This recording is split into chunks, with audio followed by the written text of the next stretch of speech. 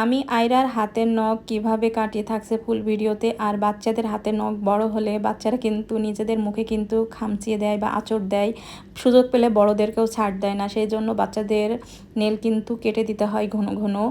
এদিকে গুরুত্ব দিতে হবে সবাইকেই। তো আমি এই ট্রিমারটা ব্যবহার করি, এটা খুবই ভালো। আমি প্রথম থেকে খুবই উপকার পাইছি। আর ওর বাবা কেটে দেয়, এটা খুবই ভালো। এটা হচ্ছে ম্যাশিং। আর বাচ্চাদের কোন বয়সে কোনটা দিয়ে কাটতে হবে এখানে আছে 5টা। তো এই মেশিনটায় 2টা ব্যাটারি লাগে, আর ব্যাটারি অবশ্যই খুলে রাখবেন, না হলে কিন্তু চার্জ চলে যায়। তো এই মেশিনটা এত এত ভালো। এটা হচ্ছে বেবি নেল ট্রিমার, আমি কিন্তু প্রমোট করছি না। এটাই আমি কি সুবিধা পেয়েছি সেটাই আপনাদের সাথে শেয়ার করছি।